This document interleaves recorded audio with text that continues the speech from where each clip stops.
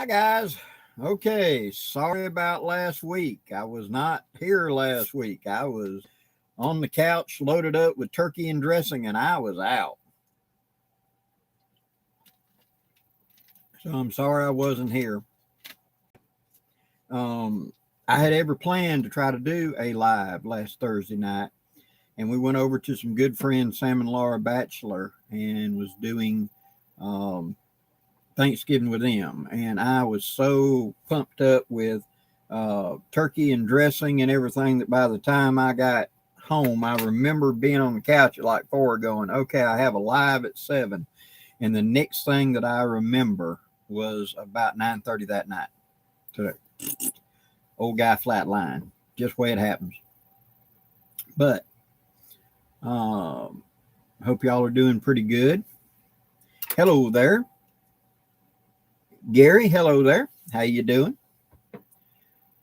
Waiting for some people to get in here, and I'm going to ask y'all some questions tonight. I'd like some feedback from y'all. Garen, hello, Tiny Titan, hello.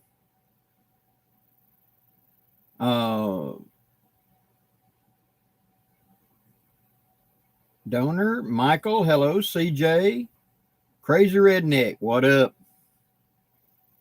Another glorious day in the Corps in service of Alabama, yeah. Hello, D Hunter, wet a hook in Arkansas. How's the fishing out there right now? Our fish don't go dormant down here, but they get kind of tight mouth this time of year. So a lot of times we'd go tight line fishing, put it on bottom and just wait for them. And that's about the most productive way.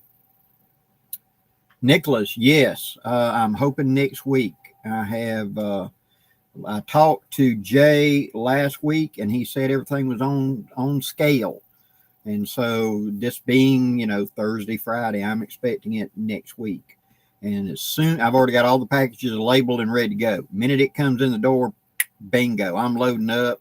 And the very next day or that day, if it's early enough in the day, I'll be taking it directly to the post office and get them out. I'm trying to get them out to everybody before Christmas. Garen, which Condor knife are you referring to? D Hunter, good crab fishing. We have that too. We have a very large lake north of us called, depending on which state you're in, it's the border between Alabama and Georgia, about the middle of the state, and it's Lake Eufaula if you ask an Alabamian. If you ask a Georgian, it's the Walter F. George Reservoir. But really good crappie fishing up there. And whenever I was a boy, that was where the family would go up to spend all night crappie fishing with lines and lights at night. Great fishing. The Wayfinder. I have not looked at that yet, but I will take a look at it. Hello from Oklahoma. How you doing?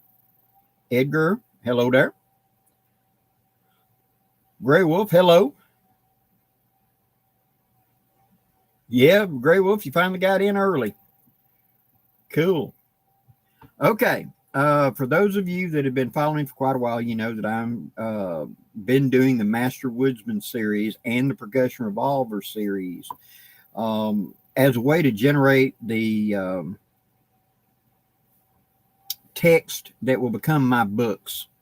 That I'm wanting to do a book for the Master Woodsman, for the Woodscraft, Bushcraft, and I'm going to be doing one for percussion revolvers as well. In the Master Woodsman series, I have covered fire building, I have covered shelter, I have covered cutting tools, I have covered now I'm halfway through knots. I still got to do knots and cordage and that type deal. And I think there's another topic I've covered in there too. So my question is, at what point, what's enough in a book? My problem is not a lack of knowledge. It's too dang much. And once I get on a topic, I just keep adding on because it's one of the most CD things that I want to pass on of complete working knowledge to somebody. So when I strike up a conversation with them, I will tell them the topic and also give them peripherals around the topic so they understand the topic better.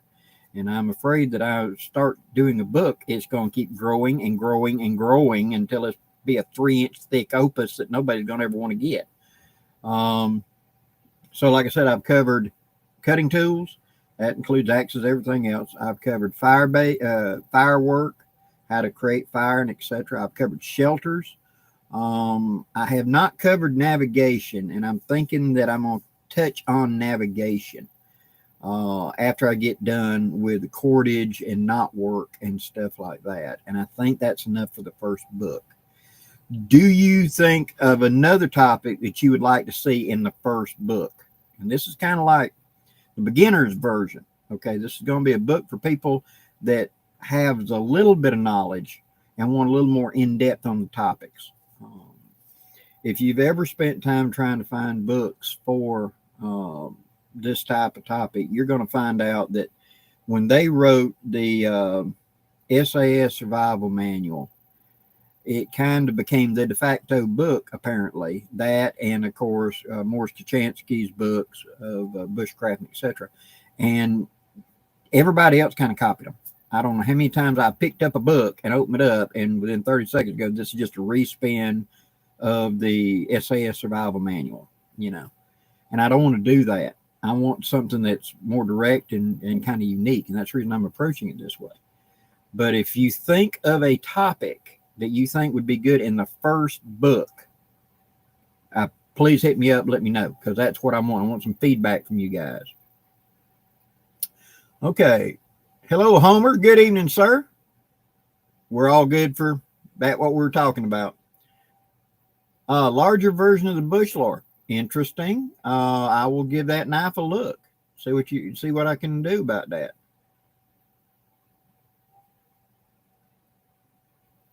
Oh, cool. You're getting you some land up there in Alaska. Congratulations. I hope that's everything that you want. That would be I wanted so bad most of my life to be able to go to Alaska. I've been to the Rocky Mountains. I've been every state this side of the Rocky Mountains, you know, all the way to the Canadian border, all the way to Mexico.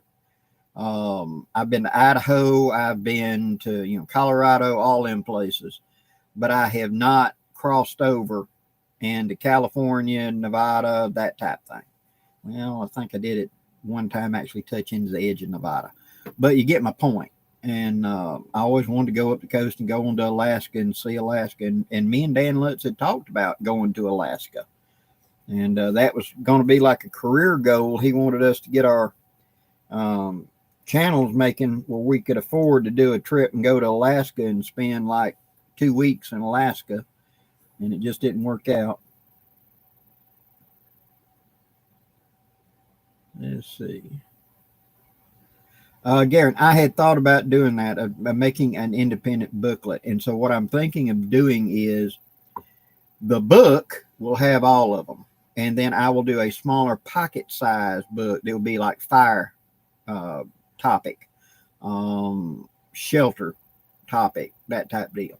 And so I'm thinking about doing that, especially for those real key things like fire, of doing a separate pocket book that would go into a haversack whenever you're trying to learn, so you can kind of work along through it. And I'll do it as like a teaching thing where I'll add in little ideas of how to test yourself and how to practice your skills and what the next step would be in it. And that's my idea down the line after I create the first book. Gray Wolf, very true. The fire topic is how educated the listener is. And I tend to start on the early end and go up. Survival hunting. I've thought about that, but that's going to be like a second book where I was talking about foraging and living off the land a little bit. You need the basics of the skills before you move into that, or you're going to be awful hungry in a hurry. Hello, Mike Wright. Hello. How's the UK? 1 a.m. Wow. Thank you for turning in. Hello, Brad. Good evening.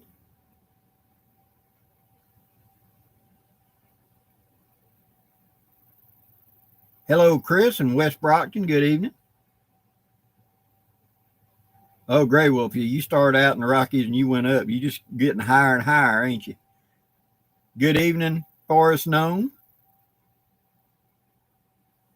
Gray Wolf, if I ever get the chance to go to Alaska, I will do that. I will put it out to who there, and I'll see who wants to get together and etc. Because I need some of y'all's experience, because I would not be a fish out of water, but at the same time, it's a different environment, a radically different environment. And so many things would apply and a lot of things wouldn't. And so it's always a good idea when you're changing your environment so radically. Like, for example, I spent a lot of time out in West Texas and stuff, and out into the deserts, in jobs that I've had where I've had to go out there for a military contractor putting up radars and things like that. And if I was going to spend any time out there, I would want somebody that knew the desert, just like someone coming from the desert or Kansas, coming into the tropical forests of Alabama. It would probably be a good idea to have a little bit of a guide, because you're used to wide open plains, and here you are and stuff so thick you can't see 10 yards. And there's a SEER school over here at Fort Rooker, and a lot of times the guys that are from out in the big wide open countries, and they get dropped into SEER school, and it's almost claustrophobic to them, because they're not used to being in, it's like this, you can't even see, and it's very hard to navigate, and you get turned around easy. Where for me, you put me out in the vastness of the desert out west, and it's like it's a great big huge sandbox. I'm sure there's resources, I see resources, but it's just such a big barren wasteland to me. And Kansas and the Great Plains, I've been out there for weeks at a time doing jobs, and it's just wide open. I remember, you guys out there are going to get a laugh out of this, but I was talking to a lady at a place out there that they sold sandwiches and stuff, and we were doing work, and then we'd go over there for lunch every day. And I said, in my neck of the woods, when the young guy and the girl get to be teenagers, and they'd get the car and they'd go out parking and stuff like that, how do you do that in Kansas? I mean, you can see 30 miles in every direction. Down here, they just drove down dirt road somewhere, they sat and talked. But how would y'all do that in Kansas? And she laughed. She said, oh, yeah, the first time she ever got a date, the guy picked her up and drove 22 miles to the town, said my dad sat up on the second story balcony and watched us the whole time.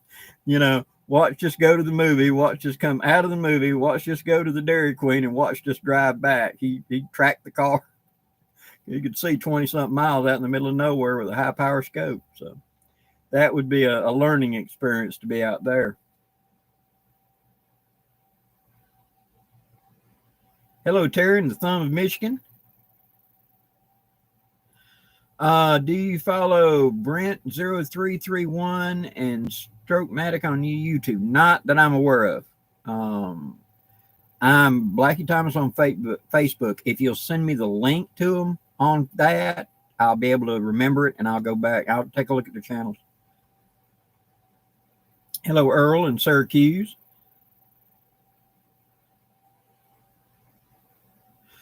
Garen, about book based on the list of items for a loan and a chapter with each. And hello, Solo Edge down in New Zealand. The problem with it is, and that's one of the things when you look at the Alone TV show, the tools and the gear that they choose to take with them, they've got experience with. And the problem is a tool that I may pick because of my experience, etc., might not be a good choice. And so one of the reasons I stress to people that I'm trying to teach or whatever is use what works for you.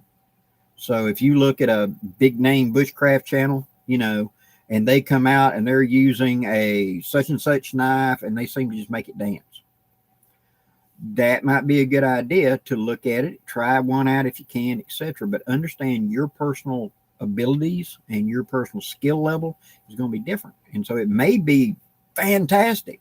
On the other side, it may not be a good choice. And same of tents, gear, backpacks, haversacks, all of it.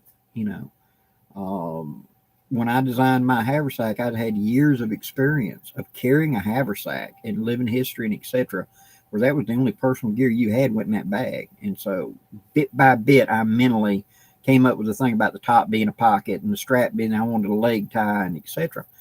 And so is it the perfect one? No, some people probably wouldn't like it at all, you know, but I thought it out as best I can, and I've had good feedback from everybody that's bought it. There's only been like one or two people that didn't actually, once they got it, didn't like it. But okay, you know, but I've sold nearly 1,000. But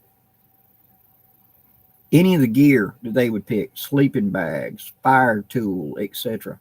I'm very glad they include that in that show, because it does give you an idea of the mindset of what the contestant is doing. But at the same time, if you noticed, a lot of times a loss of a key piece of gear, they're relying so heavily on their gear. There was the gentleman that he was building a fire, and the tide came in, and he had his fire steel laying on his jacket up on a piece of driftwood. When he picked it up, the fire steel went bloop out in the water, and he couldn't find it. And he had lost his ability to make fire because he didn't have a reliable any other way to make fire other than that fire steel. And so those are the things. I really am glad they show that. And I think it's very enlightening to see, because especially where these individuals coming from. Someone that's got a lot of experience, like in New Zealand or Australia, Canada, Great Plains, South America, the Amazon, they would have different gear choices based on their environment, and would probably be something I wouldn't pick, but worked very well in their environment. And I've got a good friend of mine. He just loves a 3-foot machete. He'll do everything with a 3-foot machete. You know, he'll clean fish with it. He'll do everything. But he spent a lot of time in Central and South America, and so for him, the machete is the first choice. He don't even want to carry a belt knife. He takes a machete, and it's razor edged. And so he cleans game. He does everything with a machete. It's big and awkward to me, but man, you ought to see him make that thing work. I watched him butcher a 2-year-old cow one time that they were, the animal had got injured and they had to put it down. And he got out there and he butchered that entire cow with a machete, and didn't take him long. He knew what he was doing. So it's what gear they got and how they play with it, you know. Okay, Randy, I'm going to have to show you some pics of southeast Kansas. Trees everywhere so thick you can't shoot deer with a hitting wood. I've been in the lower part of Kansas. I've been in Kansas, Nebraska. Texas has got a lot of trees and woods in it too, you know. But y'all are right there at that pocket, you know, where you'll have forest, and then you have wide open nothing, and then you have grass. And each one of those environments demand respect and a different kind of technique. Steve, board resistance. I have a bad habit of large knives. A big knife can do a small job, and it's very hard to get a small knife to do a big job. But, you know, it comes down to it. I've carried buoys. I've carried K-bars. I had them big old huge Rambo knives back in the 90s. Man, I have toted some big knives. And there were many times it was fantastic, and sometimes it's really carry a pocket knife too when I do need a little knife.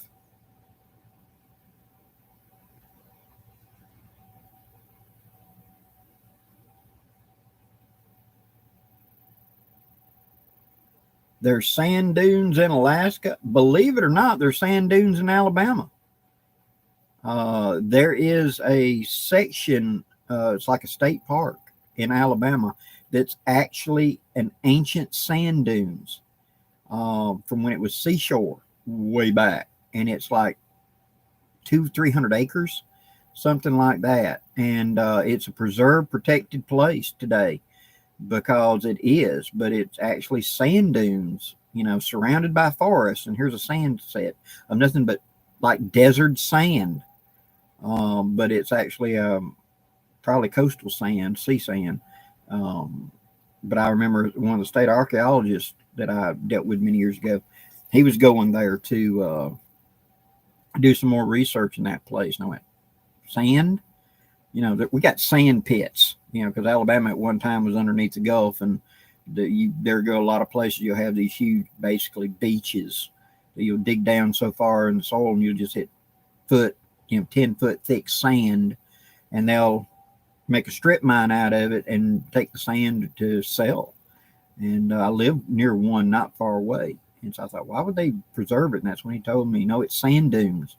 This is ancient, like hundreds and hundreds of thousand years ago, sand dunes.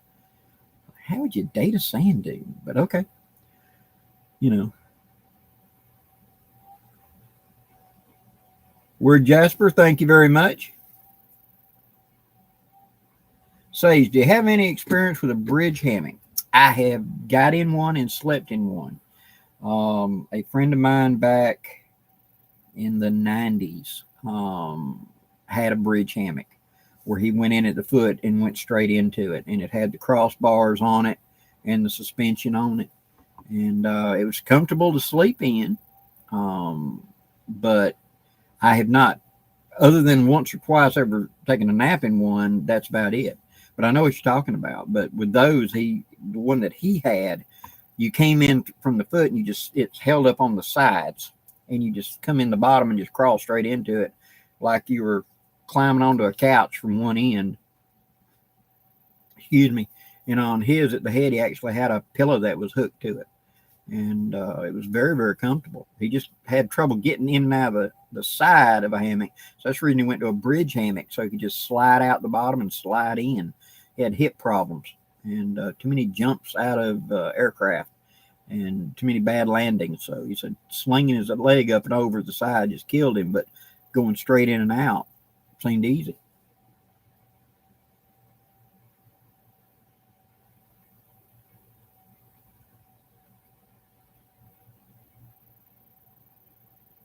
Okay, let's see. Steve, I go to East Texas a month ago, got some nice fat wood. Excellent. I mean, yeah, down here in the South where you get the fat wood. In fact, in several of my videos, you're going to notice when I'm over here at my wood lot, I got a great big, that thick, that big. It's just a solid fat wood stump. They're common down here. And because of the heat and etc., when our pine trees die in the summer, they turn to fat wood. And so a lot of times for years, whenever we were going to live in history and we were going to rendezvous up in, like New York or Illinois or wherever, we'd take bags of fat wood and croaker sacks. Because by the time we'd get up there and get set up, somebody would say, "You one of them Southern boys, ain't you?"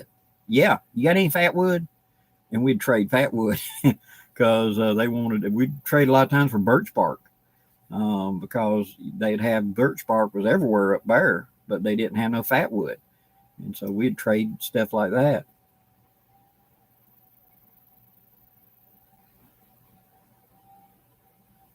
Yeah, Forrest Gnome, if I were to write a book, I would make a chapter for each of the 7 priorities of survival. Positive mental attitude, absolutely.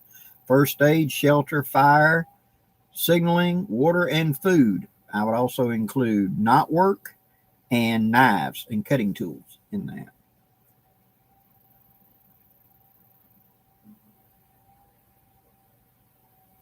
Gold in Alaska. Yeah, there's still a lot up there. It's just not easily mined. Favorite bait for jugging and or trot line. If I'm going for cat, it's actually okay. Chicken hearts. Sometimes at places you would have, of course, chicken liver, and they'd be chicken hearts. Now, chicken hearts are much tougher than chicken liver. And so we would get 2 pounds of chicken hearts and 1 pound of chicken liver.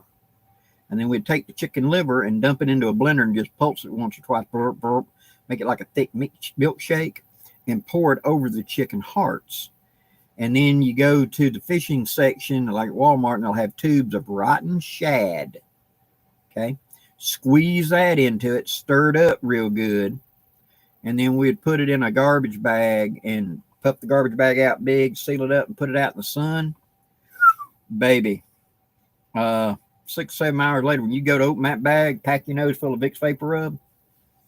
And then we would take it and put it into small lunch size, just a handful at a time, enough to bait 10, 20 hooks, and freeze it solid.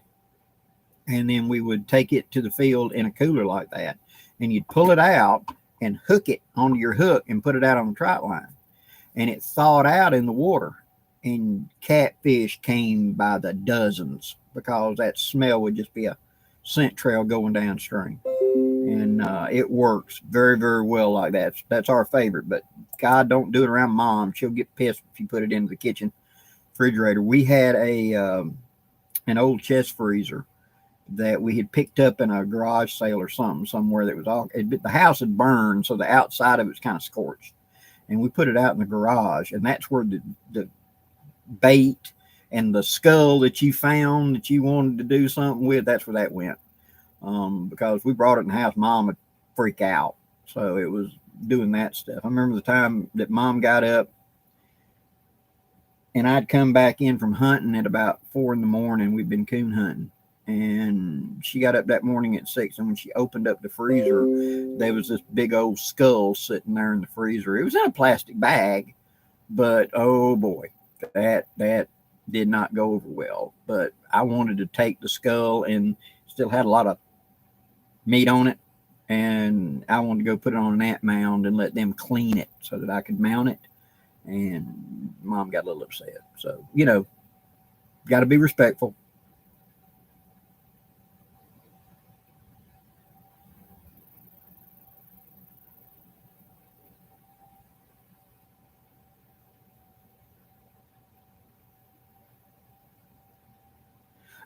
Kenneth, have you used soap? Yeah, ivory soap. That's actually old, but it does work. You can take ivory soap and bust the bar up into small pieces and put it on the hook, and the fish will come to it. But now at the same time, if you got a little bit of a current going, it'll dissolve, and the soap will get soft and will dissolve over half hour, 45 minutes, or whatever. And we tried catfish. We tried chicken liver, chicken heart. We used cut up brim. If you're going for blue cat, you got to do that because they'll only go for something alive. And so you had to use small little brim and stuff like that.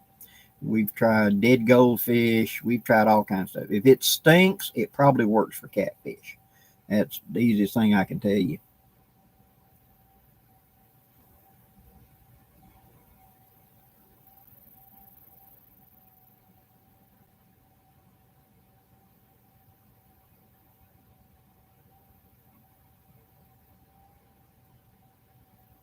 Well, hello, James in New Hampshire.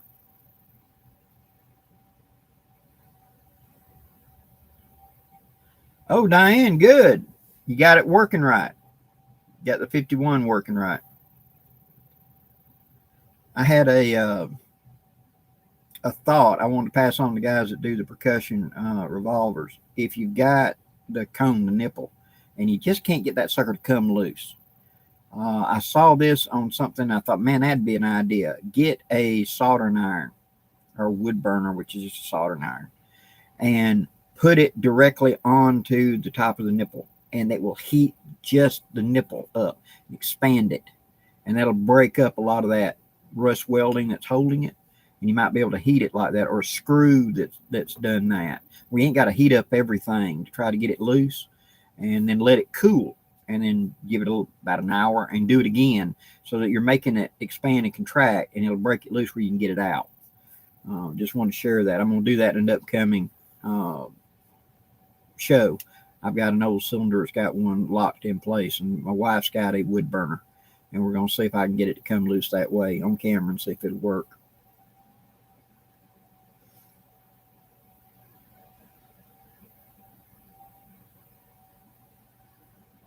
Danny Foster, I agree with you. Typically, whenever I'm doing any kind of activity, there's going to be a Swiss Army knife on me, no matter what. Then there's going to be a belt knife, usually my Blackbird or something else, if I'm just playing with something else.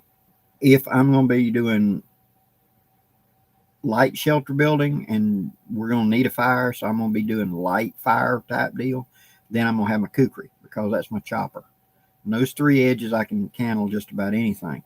Now, if I have to, it's going to be cold, and we're going to have to build big fires. Now I'm going to tow a small axe or a saw, because a saw is the fastest way to do it with the least effort. And it doesn't telegraph you so much, especially in the winter when it's cold and it's quiet. You can hear a lot farther.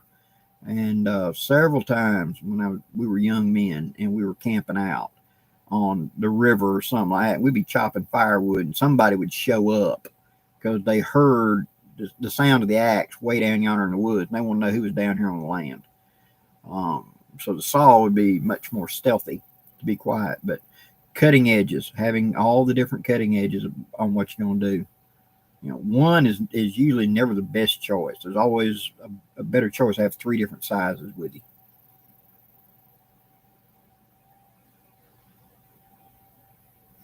Washburn, food in a punctured can, good chum.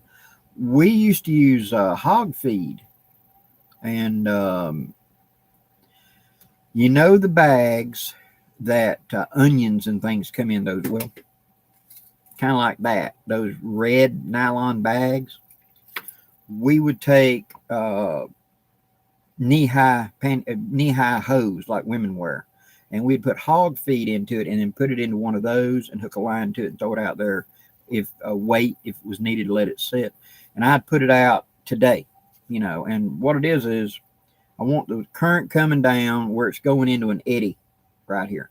On the top edge of that eddy, right where the water's flowing into the eddy, that's where I'd sink that. I want that smell to do this. And I'd put it out today, and I'm going to go camping and fishing on Saturday. And usually like a coffee can worth would be enough to draw in. And that hole would just be full of fish then. And then you always go out there first and you go for finesse. We would go out and just flip something on the surface and see if we could catch a few where we didn't disturb everything. And then after we got quite a few, then we'd start throwing hooks on bottom with big hunks and go run a trot line across it or something like that, or drop lines and pull them in. But that was a great way to attract them and keep them in a given location for a while. And then you pulled it up and you moved, because when we left, we took it up.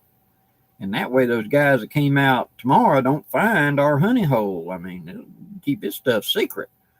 We're kind of particular about who we let know where we're hunting and fishing at,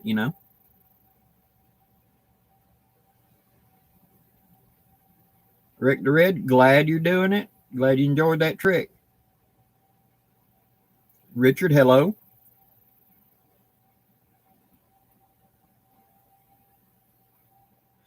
Sage, that's true. I mean, it is depending on your location and your local laws, whether you can wear a belt knife every day or not. And like I understand in the UK, they are super strict on things like that. And you just got to work your way around it.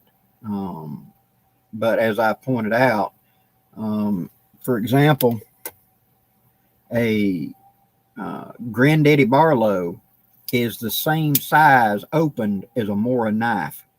Same size blade, just maybe a ½ inch different in blade, and my granddaddy was a master of one of these. So it's easily concealable, but once you open it up, as long as you respect the fact it is a slip joint, you can do what you can do with a Mora, one of these. And so that'd be kind of like a open it up belt knife. Having a lock back, like a buck 110. I have done a ton of bushcraft with a buck 110. It's still one of my favorite all-time field knives is buck 110.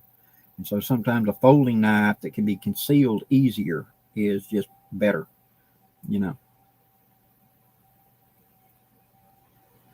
Solo Edge, what is your favorite modern smokeless cartridge for American deer hunting? 30-06. I know it's nothing new and high tech, but I had an 03 A3 Springfield that I cut my teeth on deer hunting with out to like 250, 300 yards. And I shot that rifle in competition out to 1,000. And give me a 30-06, and there's nothing on the North American continent I can't take. So, all right, looks like somebody. Boom. See if I can make them go away. There we go.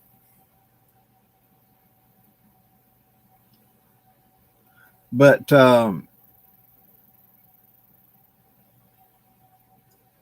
having a different, cartridge. 3030 is fantastic for brush country, and nobody ever complained about its performance. They just complained about its trajectory.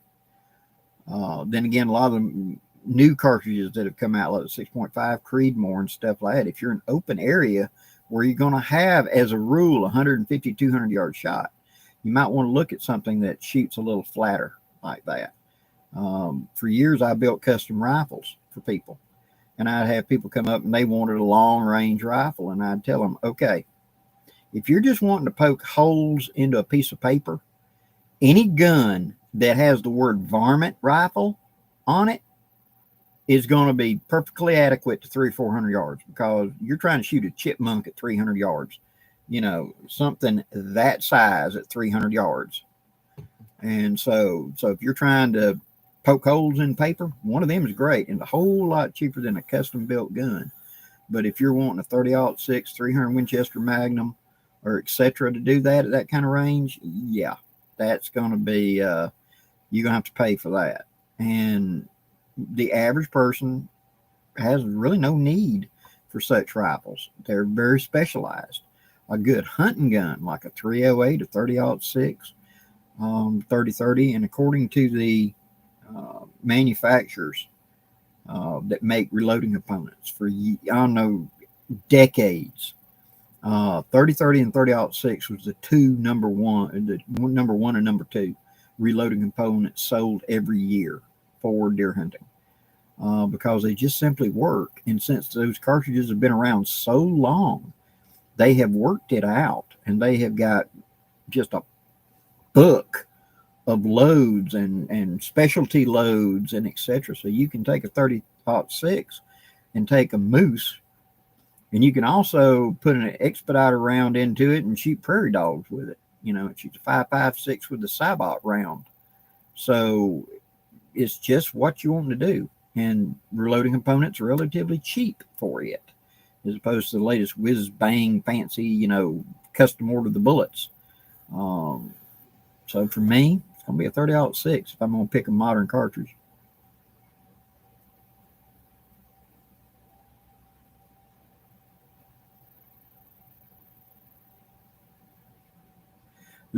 Carl, the 243 is a fine cartridge. It really is. It doesn't get the respect it really needs. Down here in my South, quite often we start out the young ladies and the young guys with a 243. It is perfectly adequate for taking our whitetails. A good heart lung hit out to 100 and something yards, it's like a grenade went off. Their lungs are gone, and so they're not going far if they go anywhere. But recoil is not bad, and etc. So many people start out with a 243 and stay with it. I know a lot of people that hunt and have filled up the freezer every year with a 243. So it's nothing to be sneezed at. It's a good cartridge.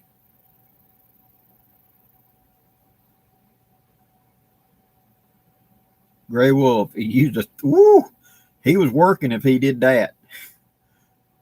I've heard of stuff like that. I remember a story of, before my time back in the 50s, of someone that had killed a deer and hit it with a truck. And so he was not hunting, but he wasn't going to waste the meat. And so when the cop came up, took down the report and everything, and he told him, so I'm going to take the meat. And he said, fine, you're going to take it or field strip it here. So I'll field strip it here. And so the guy's wearing church clothes. So he took his jacket off, rolled his shirt sleeves up, and pulled out of his sock a straight razor. And he cleaned that deer with the straight razor. So,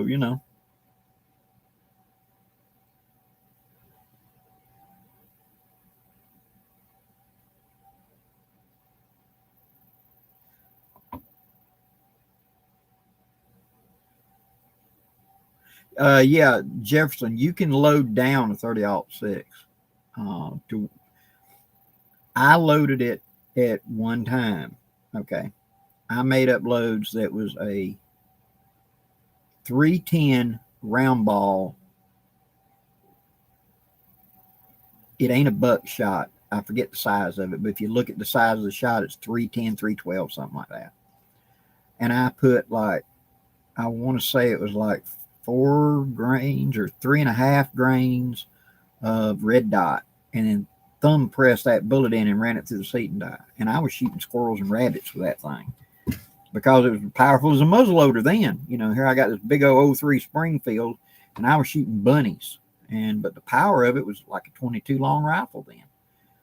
So you could load them down, you could load them up, you can whatever. I have played with a 30-06, putting the bullet that went into a 30 carbine in it, 300 Savage in it. I have put bullets that should have gone into a 300 Winchester Magnum in it and loaded it up to about duplicate a 300 Winchester Magnum. You can dial it in by whatever the work and job it is. A man that knows how to hand load and has a cartridge that has the components available can dial in anything, you know, and not waste, and at the same time be very practical with it.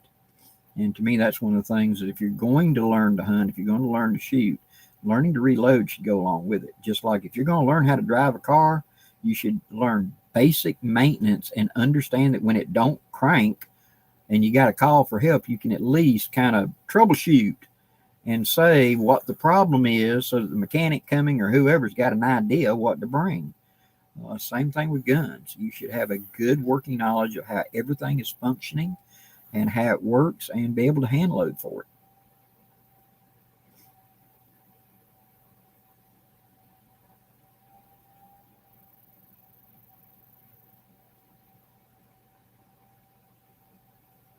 Mm-hmm. Oh yeah, the Lee hand tools for the 30-06. Man, them things go all the way back. The Lee hand loaders, you know, and you can load really good ammunition with them. In fact, the world record holder at 1,000 yards for like 4 years running was hand loading with a $25 Lee hand loader. He'd load his ammunition at the match and at the range the day of. And a lot of the big name reloaders like RCBS and all that were begging him to use their equipment, and he wouldn't do it. He'd always had good results with that, you know, using the hammer and the Lee hand loader, and his scores reflected it. He'd learned exactly what to do and how to do it with that, and he was making really good quality ammunition with that. So yeah, I've got a collection of Lee hand loader sets. I like the old antiques, and I've got 12 gauge, 20 gauge, 38, 357, 45 ACP, 45 Colt, 44 Magnum, 9mm, and a few other rifle calibers. I think I got a 30-06 and a 30-30 as well. And they're a good thing to have. Carl, you ran into Randy. Thank you very much.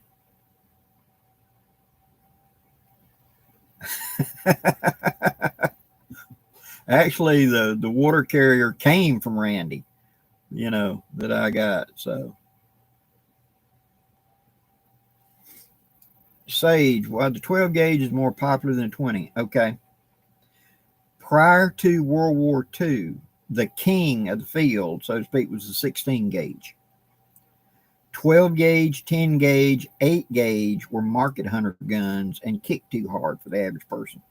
Yes, there were people that had them, but for the most part, it's like we think today, the 300 Magnum rifle. It's out there, but, you know, why not need that kick? The people that were shooting small game wanted 20 gauge. Rabbit, squirrels, that type deal. Garden guns. The 410 had made real headway in that episode too, being the garden gun, the one that you guarded the cabbage with and stuff like that, and kept in case there was a snake in the yard, that type deal. But the 20 gauge, my great grandfather's 20 gauge single shot that I inherited through my grandfather was a symbol of that.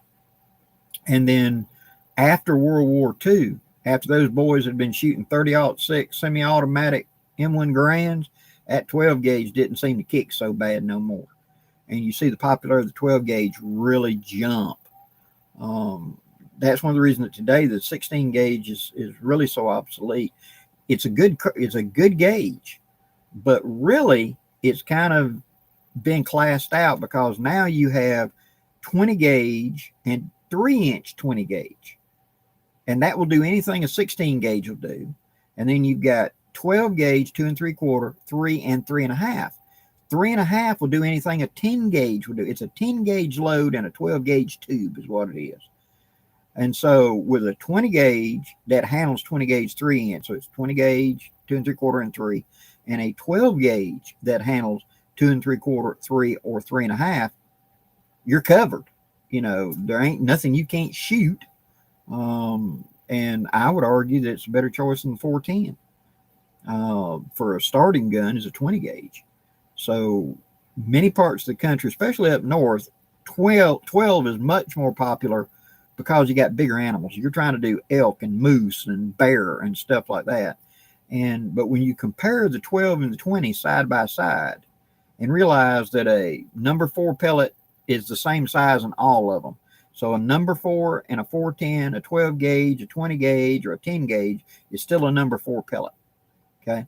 And that you look at the speed of how fast a 20 gauge and a 12 gauge of a given load, let's say 7.5, is moving.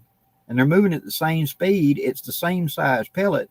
The difference is the 20 gauge is a 7/8 ounce of a load, and a 12 gauge is a 1 ounce load, and then goes up from there. So you're just talking payload at that point. I prefer a 20 gauge for my hunting because most things I shoot are close range. The 20 gauge is a little softer shooting, and with a heavy load, I can take anything a 12 would take at normal ranges. Until you get beyond 40 yards, you really can't tell the difference between 12 and 20.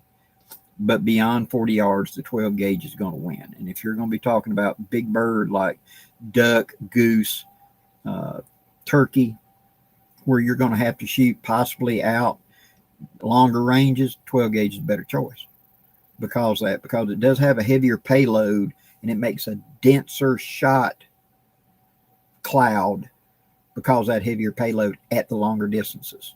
That's where it really gets its advantage.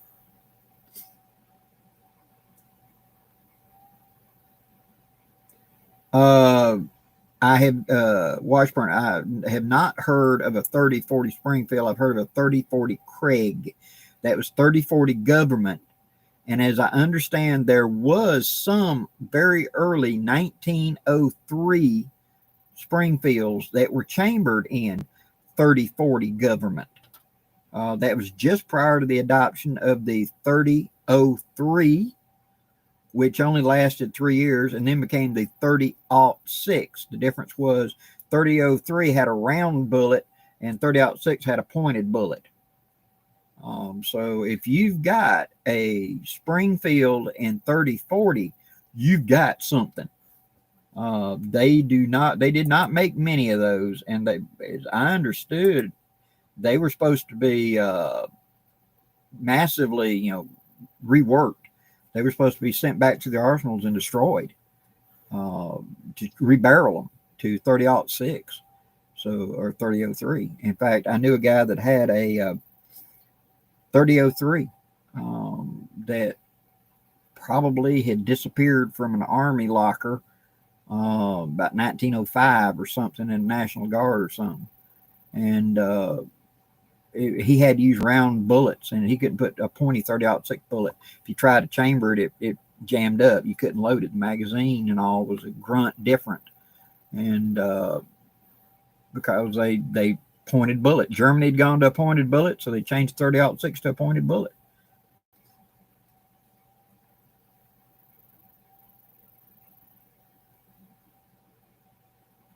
Mount Campart, 22 long rifle hunter.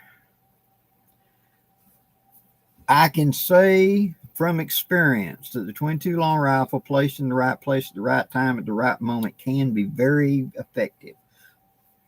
But it is not legal to do such things, at least definitely not in my state. I don't know where you're at, but could it be done in a survival situation? I've seen grown bulls dropped with a 22 long rifle in a slaughter yard by a man that was that accurate, and he could just place it like a laser beam.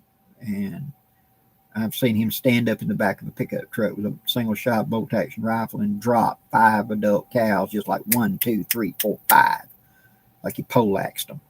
And it can be done. And I've known people who were poaching and feeding the family back in the day, poor families that did a lot with the 22. The 22 Magnum, most people don't know, was actually redeveloped in the 1950s for hunting mountain lion and bear whenever you were using dogs and you tree them. And they'd only be like 35, 40 feet from you, and you were going to get these animals mounted. And so you didn't want to shoot them with a 30-06, made a big hole. And so they'd shoot, the 22 long rifle sometimes wasn't quite enough. And so they brought out the 22 Magnum, which is double the horsepower, and used it for that. That's what they kind of, if you look back at some of the magazine articles in the 1950s, where they're singing the praises of the 22 Magnum as a mountain lion and bear gun for close range work. So, you know, we don't do that anymore. Diane, have I ever used Shinson black powder? I have. It's been a while. It was very good powder. It burned clean, but it's been quite a while since I've had any. 3003 is different than 303. Yes, it is. The 3003 is a 30-06 with just a different round nose bullet in it. The 06 is when they changed the bullet. 03 was the basic cartridge, but it had a rounded bullet. Think of like a 30-30 bullet. And then when Germany went to the spear pointed bullet in their 8mm Mauser, and it kind of caught wildfire with all the world governments, that's when you saw the 303 go to a pointy bullet. And a lot of people don't get that the 7.6254 Nagant, the 303 British, the 7.7 Japanese, the 30-06 are all basically the same size bullet. There's a slight variation, but everybody was copying each other is what it was. And so that's the difference. You put them side and side, it's just a pointed bullet.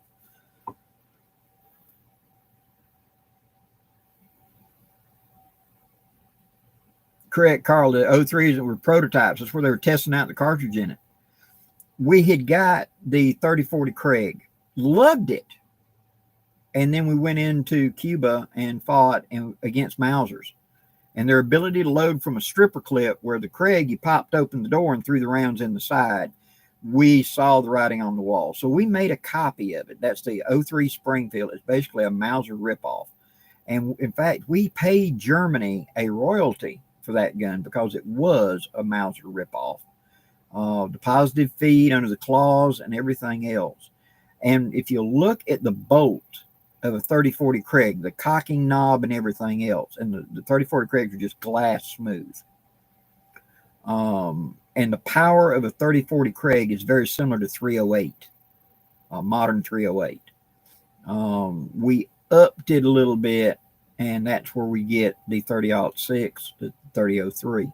And so that was the government issue round at that time, was 30 government, which we call 30-40 Craig.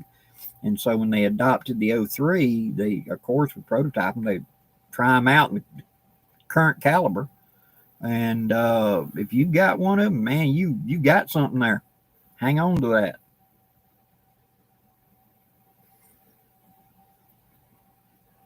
Jeff Conley, yes, the 22 long rifle is a coup de grace gun. Walk up and pop. Oh, yeah.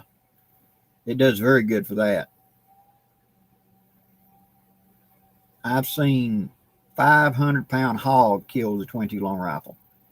I have seen 1,000-pound cow killed with a 22 long rifle.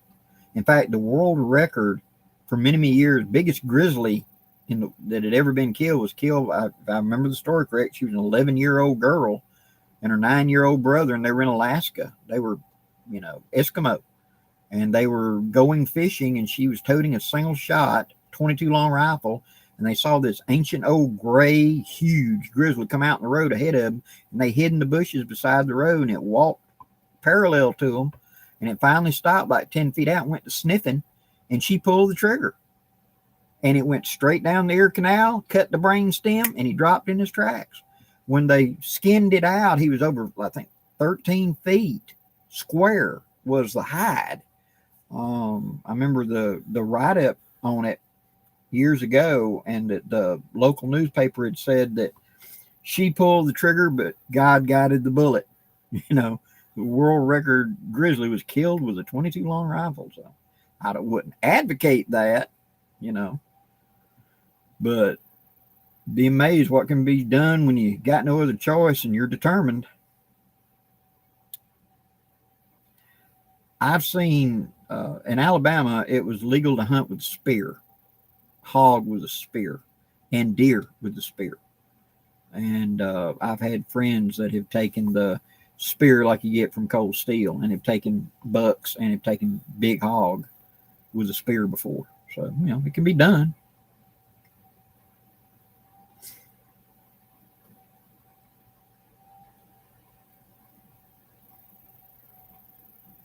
Gray Wolf, yeah, they're the base case. It starts out with a 45 caliber case and they neck it down. In fact, there used to be a Wildcat round that was made where they would take a 30-06 and cut it off and straighten the case out and make it a 45. God, what was that? Like a 45, 55. And it was a, you'd take and rebarrel a 30-06 where you'd use a 30-06 chamber reamer, a 308 chamber reamer, excuse me, and you would chamber it there to point X into a 45 caliber barrel. They take a 45 caliber muzzle loading barrel and do that. It was back in like 78, 79. I remember a couple of write-ups and a couple of magazines where guys were making these single shots out of them where you like a rolling block breech, open it up and put it in. They just fire form straight out of 30-06 case to a 45 caliber. So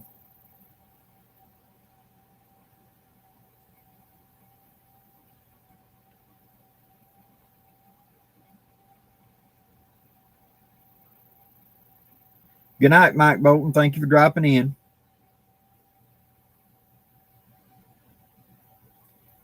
AK Tripwire. A lot of states do have, and you've got bigger deer up there. I could see that. The 243 or the 6mm, yeah, I could see that because you've got so much rib meat and guts to get through to get to the vitals, depending on your angle of attack. You need something that's got the weight. That's the big thing. The caliber diameter is not as much how heavy the bullet is, so it's got momentum to penetrate that deeply.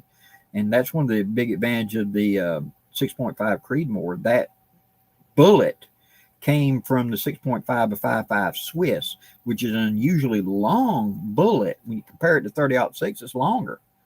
It's just not big in diameter, but it's longer, so it's like an arrow.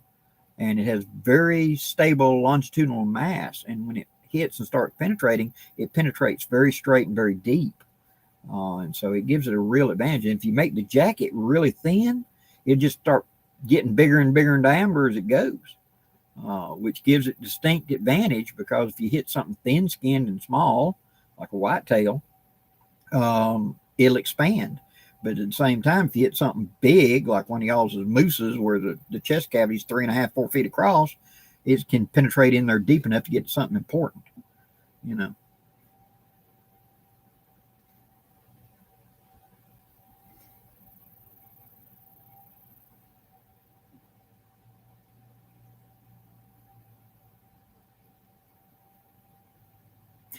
Yes, 44 Automag was made from straightened out cases. Yes.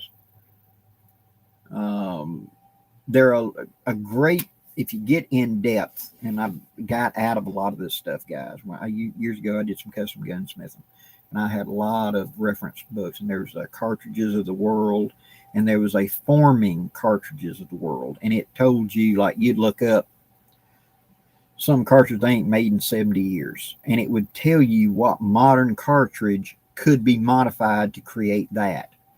And like the 44 Automag was like a 30-06 case straightened out. The 444 Marlin is simply a 44 Magnum double length case.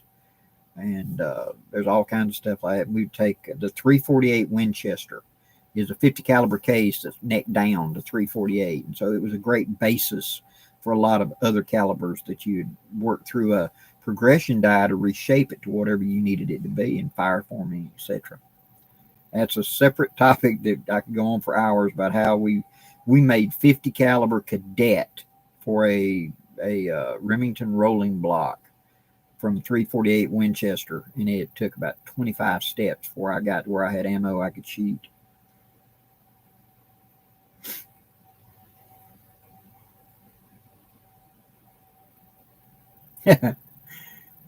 Jefferson, I warn you, once you get black powder in your blood, you want to hunt everything and do everything with a black powder gun. They really do get to you. Thoughts on the 10 millimeter? Today, very good cartridge. When the 10 millimeter came out, it was originally to settle an argument in ISPC shooting. And Jeff Cooper had kind of started that. In those days, if you had a 45 ACP, it was a major caliber. And I shoot the bullseye, it counts as 10. I shoot the 9 ring, it counts as 9.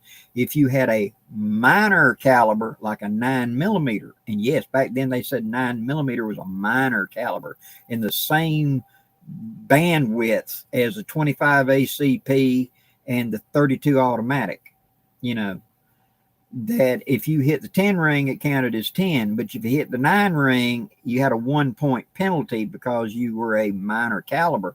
So if I hit it with a 45, it was 9 points. If you hit it, it was only 8 points.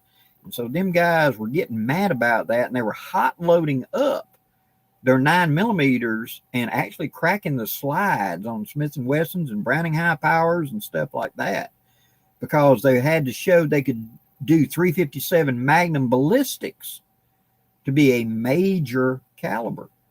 And so Jeff Cooper weighed in and said, okay, look, the ultimate carry gun would be the weight of the competition 45 ACP, 180 grains, moving at the speed of the 9 millimeter, and that it would be a 10 millimeter. And so he went to Czechoslovakia and got CZ to create the CZ Bren 10. That was the first 10 millimeter that came out. And it had a lot of fanfare, a lot of hit and miss, a whole lot of write-ups and hype. And man, on the books, it was awesome. But the problem was the technology of the day was the bullet. The bullet looked like a tuna can. It was as tall as it was wide, and it was not dimensionally stable. And what that meant was whenever the bullet got to the end of the muzzle, if your muzzle was not perfect, when it came out, if like this side up here was just a grunt easier and the gas blew out, therefore it went to porpoising, wobbling.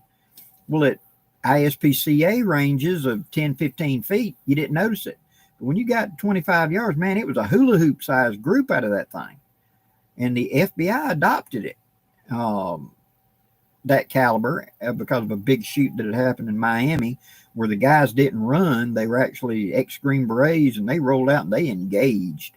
They had mini 14s and they just engaged the cops in a 1-on-1. They'd been in a lot of firefights in Nam, and all the cops got killed. You know, they finally did kill the guys, but all the cops got killed. And because of that, when they adopted the uniform caliber, they had picked 10 millimeter because it was the one that was making all the things and all the target ranges. And they found out it didn't hit that well. And so they slowed it down. And somewhere in my collection, I have a box of ammunition that is labeled 10 millimeter FBI load. And that's the 40 caliber today. That's 40 Smith & Wesson. They finally just started calling it 40 Smith & Wesson. But for like a year there, it was 10 millimeter FBI load because they slowed it down to where it would be stable and it wasn't porpoise. Now today, 25 years later, they've got the technology of the bullets now down. And so today's 10 millimeter is light years better than what they had back then. Yes, it's still light for a 45, but it's got the speed of the 9s. And so if you need something that you have a really hard hit and high speed, 10 millimeters way to go. It really is a very nice caliber today. But as far as back then, 40 Smith & Wesson was better than what we had back then. Today, 10 millimeter is definitely a hotter caliber, and really gives the hot 45s a run for their money in power and hit. Hope that isn't too much in depth, but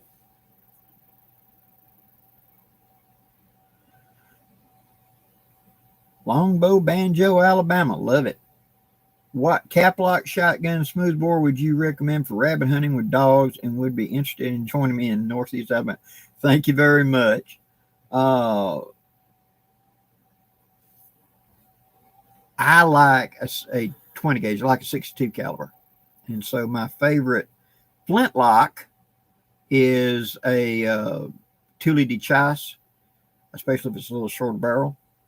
As far as a caplock version of it, one of the 58s would be nice for use in that, and smoothbore. You could find a lot of the 58 smoothbores around, and they're perfect for rabbits and things up close. You get a good shot column that's moving at a good clip, and when you're doing around dogs, you got to have something like a laser, because you know how it is. You get them to point that sucker, and you're putting the pressure on the trigger, and Sparky decides he wants to chase some more, you know. And so you got to have really good control dogs. You got to have something like a laser where I can put it in there and take out Bunny before the dogs get in, and something along that line. Having said that, I've used squirrel guns many times, 32 calibers and 31 calibers, and a flintlock rifle for small game hunting. And a point X, especially when I grew up, like you're talking about with dogs, we all had little bitty dogs for stuff like that. And that's one of the reasons I got so much into cap and ball revolver shooting, because I hunted bunnies with it. In January, them cold mornings, that cold air blowing, and all the dead grass sitting there just a fluttering. You walk along right at dawn along the edge of those fields, and you'll see that old eye, that bunny rabbit sitting there warming up, you know, and that's just pow, perfect for a 51 Navy or something to take out. Not a whole lot of meat loss, but perfect. If you get good at headshots, great. I'll even 44 with a headshot, but it's amazing how much damage a 44 does to a bunny. So go for headshots.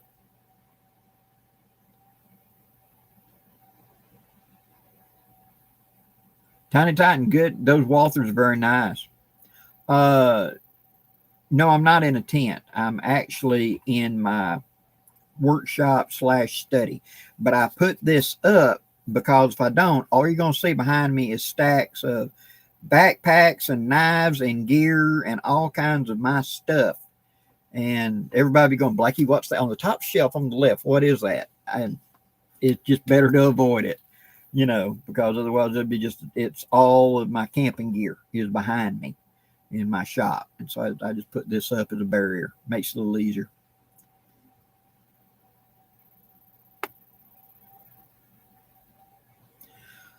Place of origin for the Bren 10 in USA. Jeff Cooper, who started ISPCA Shooting Sports, was the founder and the one that really was the company called Bren 10. They were manufactured in Czechoslovakia at the Bren Arsenal, and it's a CZ75 variant is what it is. He took the CZ75 and had him rechamber it is what happened.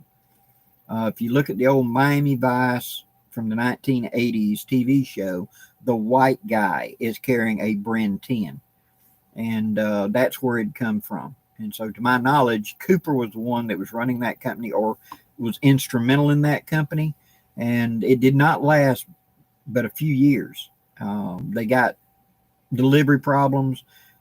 At that time, as I recall, a Bren 10 was like $680 something, and a brand new 1911 was $275.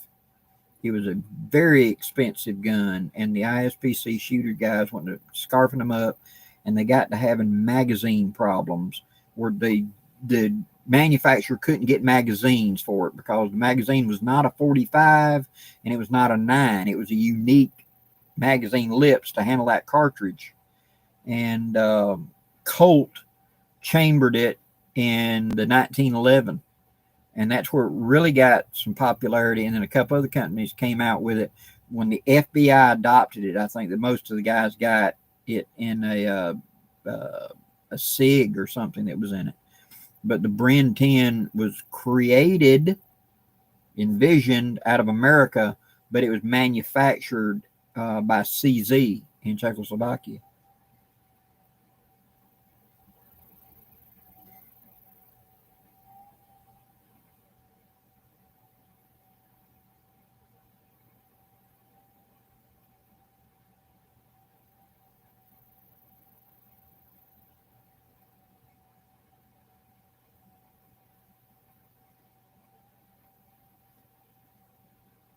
I wonder if you can look at, when you look them up, which I ain't got to do that, but look up Bren 10, 1980s Bren 10.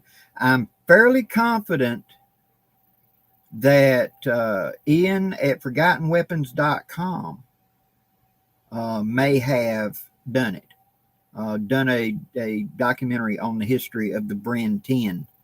And so you may look at that. They never, no, CZ never mass produced it. They only made it for them. You know, you go to the manufacturer and say, I want this made in this. It's like a custom order. That's what hurt them, because they had such huge demand and they couldn't keep up with demand. And that's when Colt brought it out, because the market was really starving for them guns and people wanted them and they couldn't do it.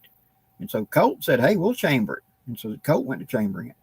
But, you know, it's like Remington chambers, at least they used to. They probably changed now. But a few years ago, Remington was chambering 6.5 by 5.5 and a lot of European calibers. But it's for export to Europe. You can't get them in America. And so I had a license where I could get access to certain things way back when.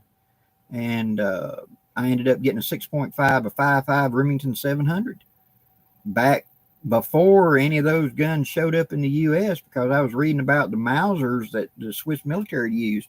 And I wanted to try that caliber, and I found out that Remington physically made a 6.5 by 5.5, but it was for export only. But you could get a dealer sample. So I got a dealer sample. You know, one of them things. What state am I in? Alabama. I'm in LA, Lower Alabama, right at the Georgia-Florida corner.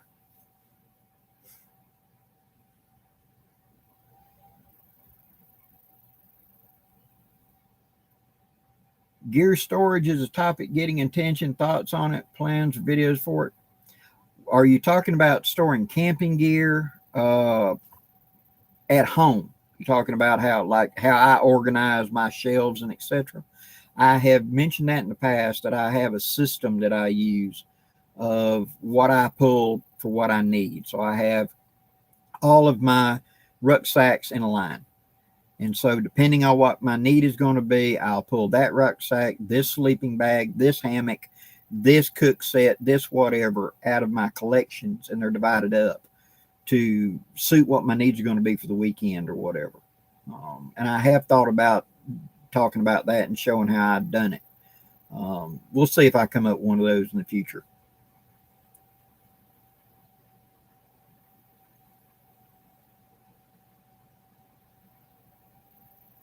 Oh yeah, they bullets were nearby impossible to get. Do I use a down underquilt for my hammock? No, but I do use a synthetic one. All of my hammock gear I get from One Wind. And I have found that their components work very well and are well thought out together. And so their underquilts actually have a DuPont fiber in it that's a lot like down. But it is not nearly as compressible as down, and it's heavier than down. And so I tell people, if you're looking for ultralight, don't go there. But if you're a car camper or something, you're looking for durable gear, yeah, it's very good. And it's very warm. My underquilt has a separate blanket that snaps in. That they call it a blanket, but really it's a liner for your underquilt to add additional to it. And I have used my underquilt, hammock, and a big heavy sleeping bag on top, and I've gone down to 17 degrees with mine. Now Dan Lutz took his down to 10 below and was warm, so his back never got cold. As long as you got good insulation on top of you and you got enough layers on you for wearing anyway. I'm always a little hesitant when people talk about, you know, what sleeping bags are rated to, or underquilts, or etc. Because you got to understand that blankets, sleeping bags, etc. do not produce any warmth. We produce the warmth. It's how well it captures it and insulates with it. And so if I'm a cold sleeper to begin with, you know, when they say, well, this sleeping bag is rated down to 20 below. Okay. Is that 20 below was me wearing clothing to be walking around in 20 below? Or is that me butt naked in the bag at 20 below? That's the difference, see? And for most of the time, I've had, and I've played with all of them. I've gone up and down and had all kinds of sleeping bags, big old huge bags, smaller bags, lighter bags, down bags. And I have found that for me, I've got this little bitty down bag. It's a North Face. It's about that big that it's rated down to like 20 below. And that is probably the warmest little bag I've got. And then I've got an MS sleep system. All of those combined that I use for my dead of the winter when we're going. If I'm getting in my hammock and I've got my underquilts and everything else, that's what's going over the top of me is that MS sleep system. It's a bear. It's so big and heavy. That or the big, huge 48 down bag on top of me. But I don't get cold. You know, that's something I have to be really conscious of because I have a heart problem. And it's just because of my age and etc. And I'm okay when I'm out and doing stuff, but if you're just laying there and your heart's having to pump like crazy to keep you warm, it's kind of like cranking a car, not putting it in gear and holding it to the floor. That can be bad for me. So I have to be careful of that I don't put myself in that situation. I've got to be really warm because if I start getting cold and my heart rate climbs on up, trying to keep me warm, I have to get up and get by a fire because the heart rate becomes a bad thing.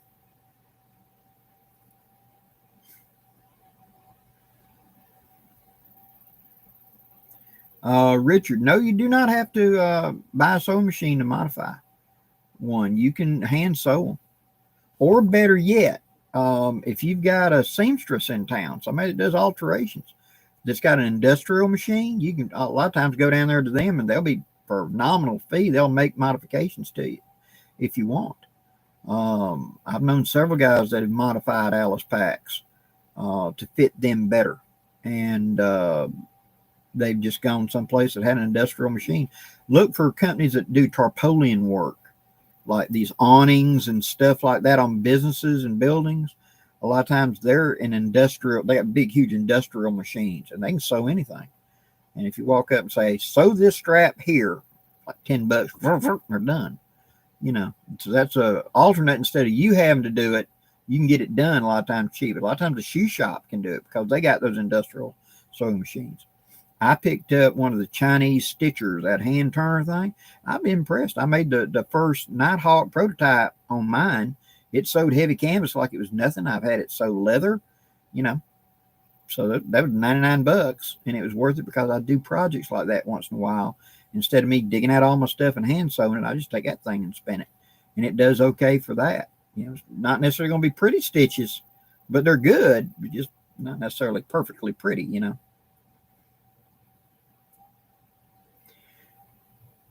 Jeff, what do you think about using a wool blanket as an underquilt? It can be done. You just got to make sure you've got to hook your 4 contact points. You need 6 contact points. You need at least 3 at the top and at least 3 at the bottom. Okay. You need to be able to gather it loosely at the bottom and gather it tight at the top. Because this part above your head and your shoulders, that's where your bulk of your heat is. You don't want it to flow out. At your feet, you want it actually wider so that you can move your legs around. You're not in a deep V like that because you get in one position, you can't move. Okay. And you need some way to side draw it up. So a blanket can be done. And for years, I demonstrated how we could take a woobie, a poncho liner, and use it as an underquilt on a hammock, a regular hammock that doesn't have the connecting points or anything for putting underquilt on. And I've done that many, many times. And in fact, I've done video on that, on how to modify one to just rig it up. You ain't going to do much with it to make it work, to make an underquilt. And so it'll work.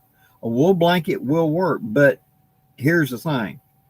Wool works best whenever it has a cover element. That's because the heat rises from your body into all those fibers, that hair that is the wool. If you don't have a smooth cover on top, it just goes on through. Kind of like Swiss cheese. It's slower and it does hold the heat better, but it works even better when you have a non-permeable on the outside. So if you took like a poncho, put the wool blanket in that, and then put that up there, so the poncho's on the outside, you double the warmth because it stops that air draft going through the wool. Your heat is radiating out into the wool, and then that heat is not going through the wool out into the environment. That barrier stops it and forces it. I want them BTUs to have to fight to get away from me. I worked hard to generate that BTU of heat. I want it to stay against me as long as possible. So make it fight for every second to get away from you.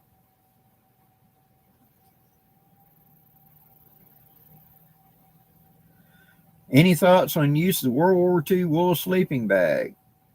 They're very small, and it's basically just a blanket with a zipper. And usually they're real small. The guys in World War II are physically smaller than us, just the way it is. I'm 5'10", right at 200 pounds, and I had a World War II sleeping bag, and if I zipped up in it, you're like this, you know.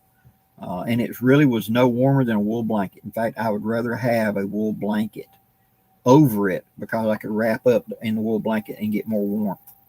And that's one of the reasons you see that when you look at the pictures of the guys at the Battle of the Bulge and World War II in the winter, etc., you see a whole lot of blankets draped around guys that are walking. They got the big old great coats on. But you don't see any sleeping bags. In fact, I don't think I've ever seen, I may have, but I don't recall it, ever seen a sleeping bag in any of those newsreel footage of the guys using them. They always use blankets. And those guys had a choice of taking one or the other, and they chose the blanket. And my personal experience is the blanket was a better choice.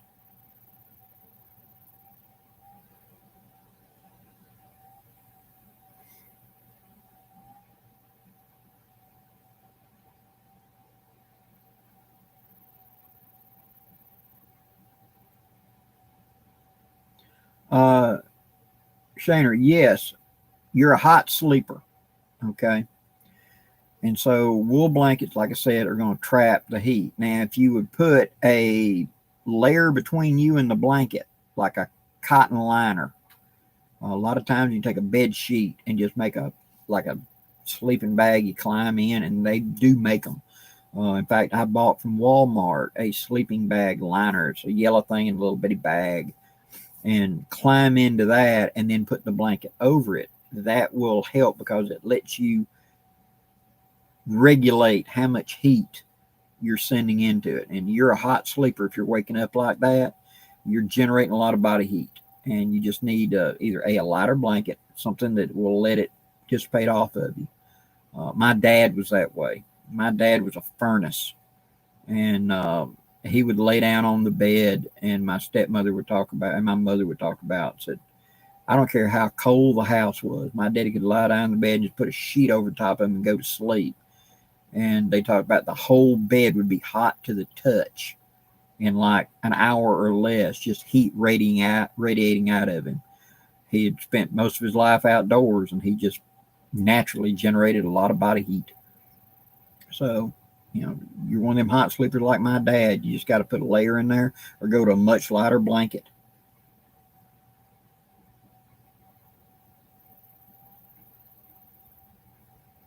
Congrats, Matt. Glad you got it. They're actively shipping. There should all be en route right now.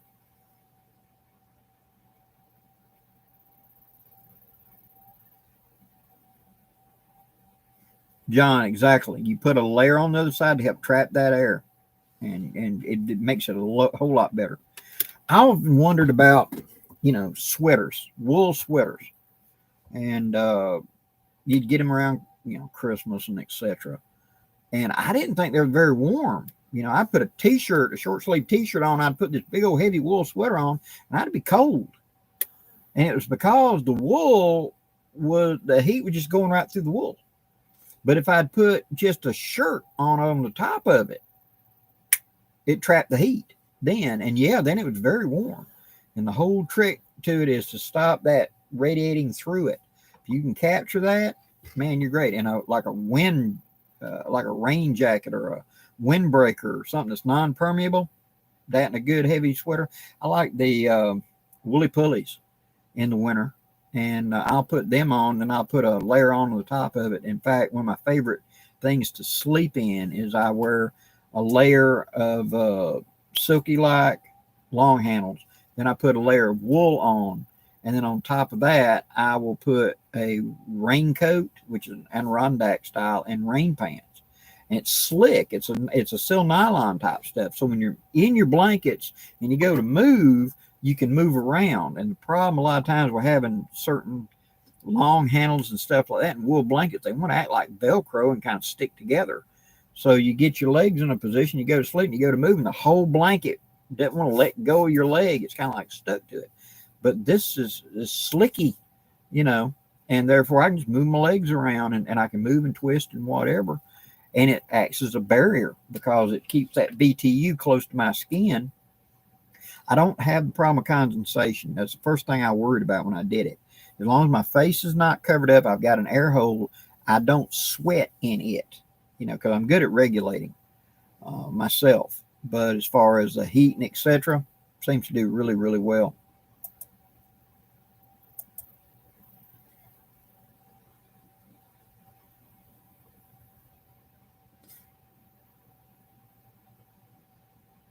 Oh, cool. Bushcraft with the preacher. Good. Single shot 12. Good job. You can do a lot with those. Yeah, John, wool does. In fact, U.S. Army, I want to say it was between the wars, World War I, World War II. They wanted to test fabrics and see what was the best for whatever. Okay. And the test medium was they had these stainless steel 5-gallon buckets. They would put water into them, bringing up to boiling temperature. So when it was 212 degrees, then they would be material put around the bucket, and they would be exposed to dry air, humid air, cold air, wind blowing air, etc. They had a lab they could do all this.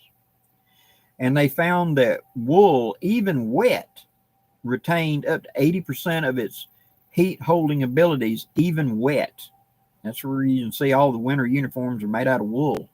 It goes all the way back to medieval times. They'd figured that out, that wool was just, even wet, was warmer than cloth, other cloth.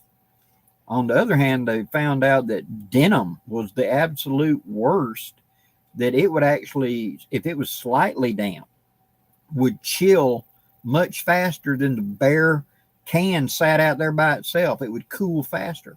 And that's the reason the military would not use denim for anything except work clothes for like mechanics and things. For years, they wouldn't even do that. They were just plain canvas, plain cotton. But they went to using denim because it was a little tougher. But they wouldn't use it for anything because it was too cold. And that's when I see the ladies in the winter, and first thing they do is they pull out them tight blue jeans.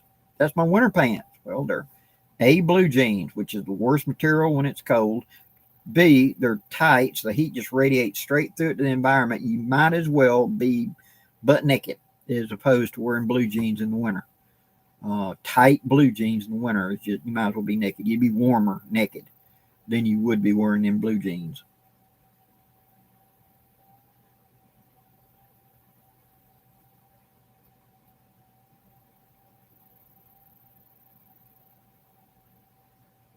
Oh, yeah, Justin, exactly. In fact, that was a discussion I got into with the archaeologist at Fort Toulouse, where it was talking about the French uniform of the French and Indian War time period up here at Fort Toulouse in Alabama, which is right above Montgomery. And he wanted them to wear the official French uniform of such and such and such and such, and it was a wool pair of pants, a thin wool shirt, a long, heavy, thick wool waistcoat, and then a wool greatcoat with a wool hat in Alabama August. You're out of your ever-loving mind. Well, they issued it. They probably didn't wear it in this kind of heat, and we found documentation where they had a cotton canvas uniform that they were making indigenously. And they only got issued those coats once every 7 years, so you think you'd use that for your son to go to meeting fancy put on. And I could see you wanting to wear all that wool in Quebec, but not in lower Alabama. So it's one of them things where them military uniforms out of the Civil War and everything, a lot of those guys dropped of heat stroke. They had lots of casualties from heat stroke on March.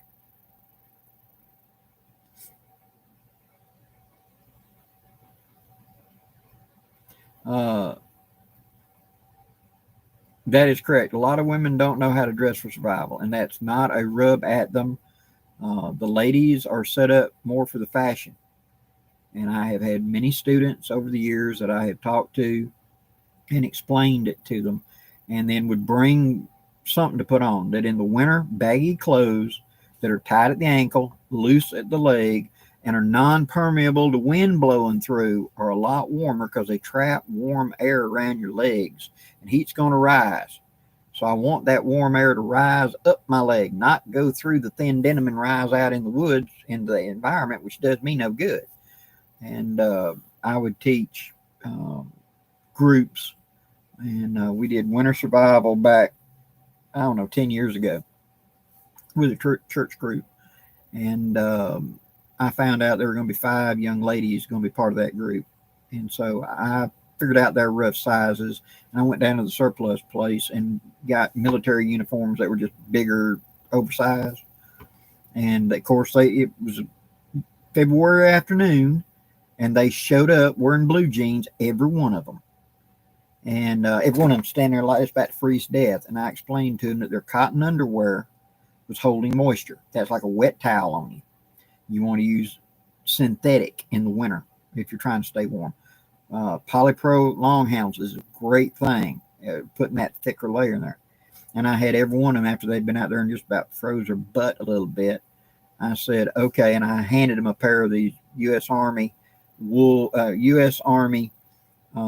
heavy canvas pants, the old combat camouflage uniform. And so just pull it over the top, and it's got adjustment loops where it'll fit over everything. Tuck it into your boot and just pull it tight at the waist and that.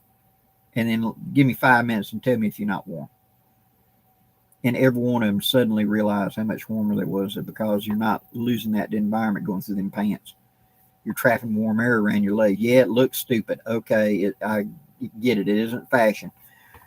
But you want to be fashion and freezing, or you want to be warm? It's your choice. And every one of them is like, can I have these? Yes, you can have them, because they were out here to learn to hunt. We were getting them into wilderness survival because all of them wanted to hunt. And you're going to be coming out before sunup to go out in the woods to get to your deer stand that you may or may not be that good at getting there. It was how to navigate and how to stay out there, and if you get hurt, what you need to do to get help to you, etc. That was a good class. I enjoyed doing that.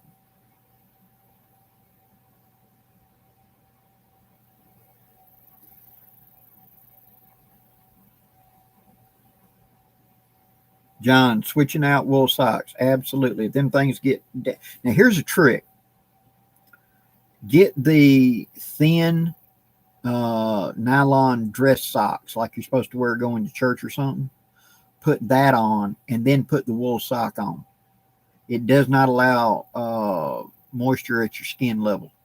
And you can go a little bit longer. You don't rub blisters, nothing like that, because it's slicky and it will slide on the wool, but the wool will hold the heat. If you got, a lot of times for years, guys, in my day-to-day work, because I was having to stand on concrete 10 hours a day or 8 hours a day, I was wearing 2 pair of wool socks, one on top of the other. And sometimes I would wear that nylon as well if I was afraid I was going to be sweating a lot, because it kept me from rubbing blisters, and it kept my feet from getting cold or waterlogged, because that nylon would act as a barrier between the two. Silk is the best, but good luck finding silk socks. They exist, but I haven't seen any in a long time.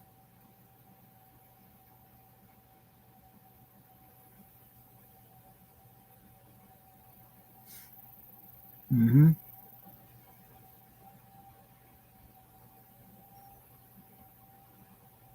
Yes, that's very true. Wearing loose clothing to promote circulation.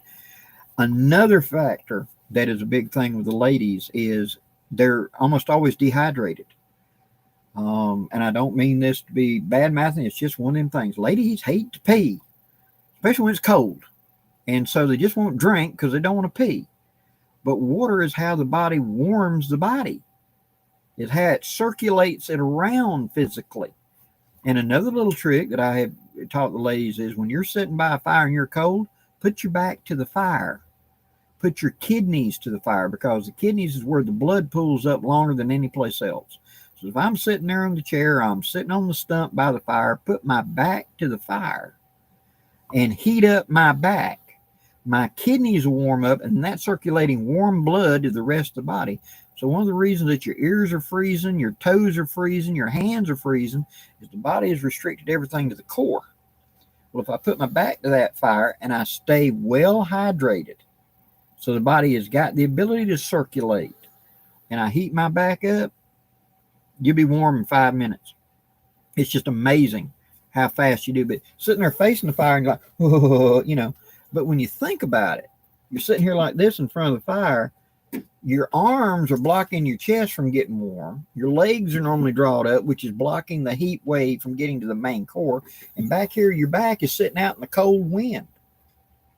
Turn around and put your back to the fire and let it heat the back. And you'd be amazed how fast your arms and legs and chest warm up. You know, I learned that when I was a small boy on trot lines, you know, in the dead of winter, whenever you were going to be here all night. We don't care it's 18 degrees. And you just sat by a fire all night, and every hour you went and pulled trot lines out and rebaited and took up the fish and went back, and your teeth would be chattering. I used to carry a piece of rubber tubing and would stick it between my teeth because my teeth would be chattering so hard I was afraid I was going to chip my teeth. You'd be that cold, but you only got 8 more hooks to go, you know, and you got to get them baited and you got to get them back out. And so pull the lines, pull the fish, you know, and then run back there, and you just sit there and put your back to the fire. And some of them old men that taught me said, turn around, boy, put your back to the fire. And the instinct is put your face, but I'd turn around and put my back to the fire. In just a few minutes, you'd be warm again. And it's the way to do it.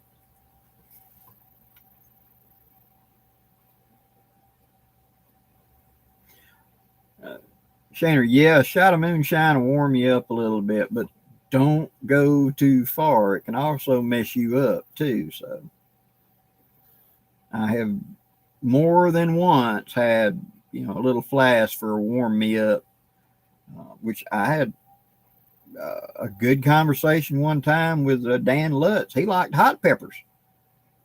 He'd carry a really hot peppers. And he said, you know how it make you sweat? It'll warm you up. And so he said, he worked trot lines in the dead of winter. He worked trap lines, excuse me. And he said, you'd bite down on chewing that pepper and you think your mouth was going to burn up in 30 seconds. You start beating out of sweat all over. You know, I was freezing to death 5 minutes ago and suddenly I'm hot. And it's because that pepper, the capsaicin in it, caused the reaction in the body. So that's the way. I don't eat hot stuff, but it's a way.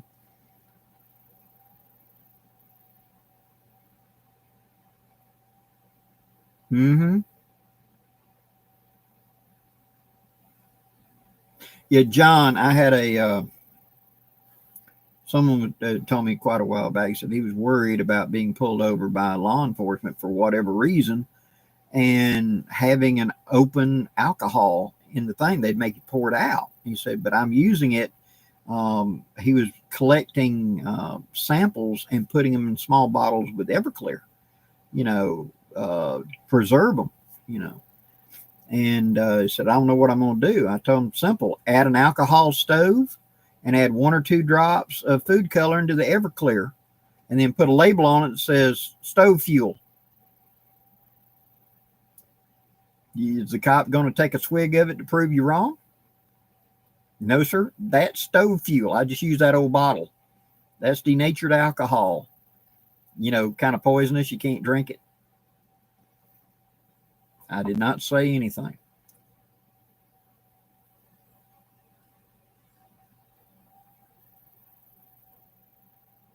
Oh yeah, cardboard to make a waterproof shelter. Actually, it was somebody not long ago. I didn't look at the video, but I saw the thumbnail of it where they were talking about building a hot tent with a big cardboard box in a rainstorm, and some way of staying warm.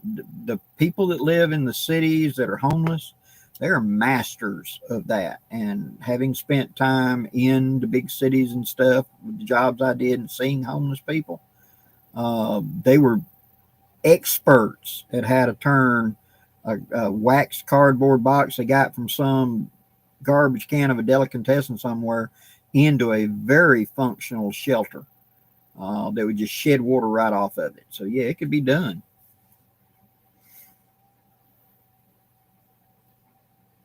Yeah, Justin, I've seen that events, I think, in Europe now. They will sell for people that's going to camp out cardboard tents that you just go out there and fold it up and position it, locks into place, and it's a temporary shelter. And, so you can camp out at these big events and stuff. And then when you're done, you just bring them up and throw them in a pile, and they're going to take them to a recycling place or something. Pretty good idea, actually.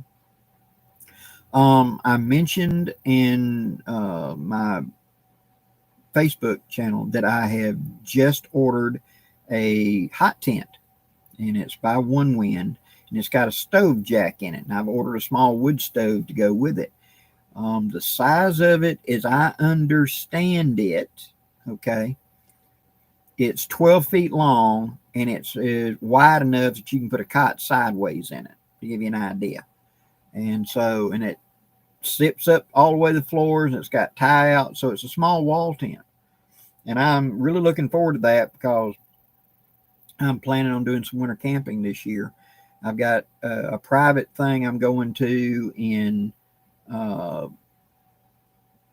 January, and then I'm going to try to go to the Southeast Bushcraft Base Camp up at Duggar Mountain in February with Mark Hudson and that group, because I haven't been able to hook up with them the last couple of years, and I want to get back to going and camping out with them. I enjoy camping with those guys. They're great guys.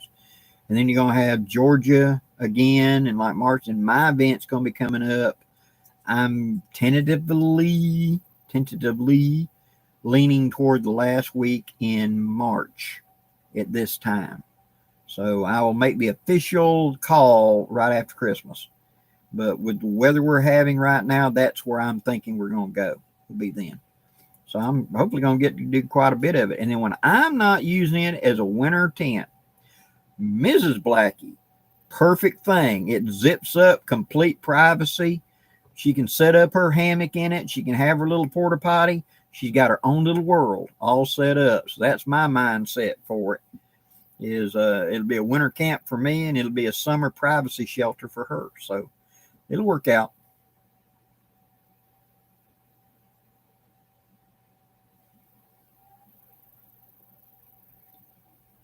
Oh yeah, using a poncho to make a shelter, you can. I've showed several ways to do that, making a little small A. I put them up tight against a tree on one end. That'd be the head, where it's a tube you climb up into, and then plug around both sides with leaves or pine straw, and then put your pack at the foot to seal up the door on that end. And you can get away with a lot of it that way, being relatively warm. Excuse me. Warm and out of the wind. As long as you're out of the wind, you're okay. Was I military? I enlisted and went off to basic. However, I had medical issues that kept me from serving. When I went in, I had 4 different waivers trying to get me in the door. I was born crippled, and I have improper dorsal flexation of the left foot, which in English means I can't lift my left foot up like that. And I have one leg much bigger than the other. And I had 4 separate waivers to go into the Army. And I had enlisted in the Army and had gone off, and just, it wasn't I failed basic. I was doing good in basic, but they revoked all the waivers. That was back when Reagan was getting rid of everybody for being 10 pounds overweight. And so they pulled us out and said, look, if you're not active duty, you're being sent back for review. And once they reviewed, they said, we thank you, but no, you got too many waivers to get in the military. So I was not able to serve. But I've spent my whole life right next to a military base and spent my whole life around military personnel. So if you notice me talking military topics and things like that, that's because I've got a lot of experience around it and around people that are and a lot of training I took upon myself to learn. I got nothing but respect for everybody that served.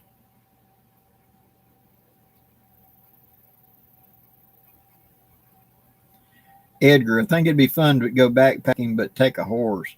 Pack animal. Yeah.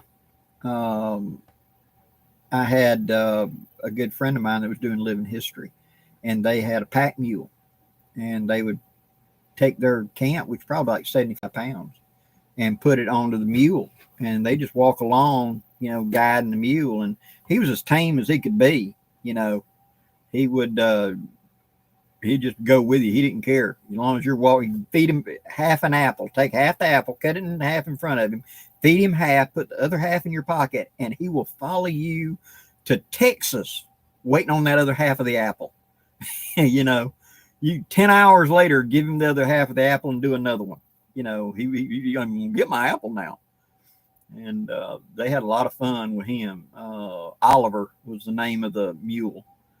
And the only problem they ever had with it was they had a big thunderstorm. They had their tent up, and Oliver decided he was going in the tent. Lightning went bam, and he just pointed his nose, and he went in the tent.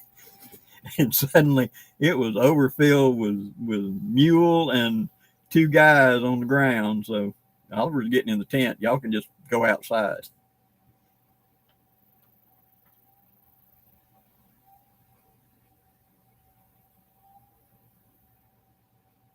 Yes, Mike B. Cotton shirts are my preferred summertime wear because they do, once they get wet, they cool, they evaporate. And so you'll see a lot of times I'm wearing jungle fatigue shirts, which were cotton poplin. And man, I've had them things just sopping wet with high humidity area, high temp, sweats just pouring off of me. And those shirts would just get sopping wet, but they cool you because they evaporate. But then again, I take them off when it's bedtime. When it gets sundown, the temperature starts to finally drop. That's when I take those clothes off, take a bath, and then I put on my bone dry stuff I'm going to sleep in. And then in the morning, get up and reverse. And we call the dirty set the Erky set. You put your Erky set back on because, man, they smell, everything else. But you save that bone dry set because trying to go to sleep in that Erky set is just miserable because it's sopping wet and it's just, it's just, nah. How long is my event going to be? It will be officially a Wednesday through Sunday. So it'll be Wednesday, Thursday, Friday, Saturday, Sunday, 5 days. I have had people show up a week early before at the event to camp out. But I will be on site 5 days. And like I said, I'll post it and tell you it'll be the same place, Geneva State Forest. And I'll let everybody know, and I'll do it in a live, and I will do it as part of my regular channel so that everybody knows the date and etc. to put in. And I do have a video of the drive-in where you turn off the paved road and get onto the dirt road coming through the forest. And it's very simple as long as you look at it ahead of time and understand you're going to have a lot of roads coming in. Ignore them. You get on that road and you don't turn off until you see this sign. And it will be that the lake is up the hill. And you go up the hill, go around the planted field and go down the hill. When you start down the hill, there's a big, huge lake. And that's where we'll be at. It's very simple to find as long as you understand that. Once you turn off the dirt road, stay on that road. No matter what comes or goes, just keep going straight. You'll get to it. My camp out will be tentatively last week of March is what I'm thinking right now. I will refine that and make the final decision right after Christmas. I have to do that because down here and with our weather, if we're having a cold, wet winter, which is what we seem to be having, okay, I may push it back into the 1st of April because there's a 4-week period where our cold weather kind of quits. And then like 3 to 4 weeks later, all the mosquitoes hatch out by the billions. And we'll literally go from the high will be 55, and the next day the high is 85, 30-degree temperature change. We go from air conditioners to heaters, and from heaters to air conditioners in one day down here. That nice days don't happen in the South. It's like you flip a switch. And I'm trying to bullseye us into those 3 weeks or so where you can still enjoy a fire at night. It's not hot and muggy, and there ain't 10 billion mosquitoes. And yet it's not cold weather where it's 40 degrees and raining.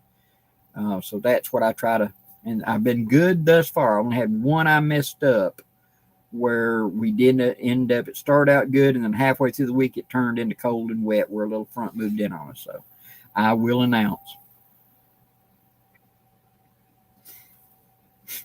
Thank you, D Hunter. Have a good night. And we're about to call it quits anyway. It's been an hour and 51 minutes. So thank you guys for all the comments, all the questions, everything. I really do appreciate it.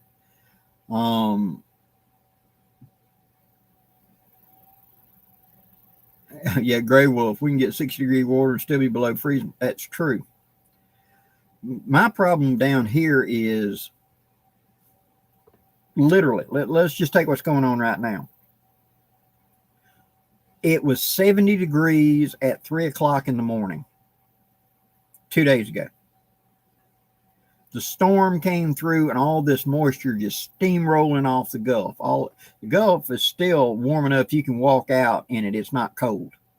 You know, you could swim in the Gulf right now. The air temperature may be cold, but the water temperature is in the high 60s, if not 70s. And so that moisture starts rolling north. So it warms up, it rains. And then the cold front will push through, and we may have a 50-degree temperature drop. So it was the high, the low was like 60 something, and the next night the low was 39. So it's just, do you dress for the 39 or do you dress for the 80? You know, it makes tough gear.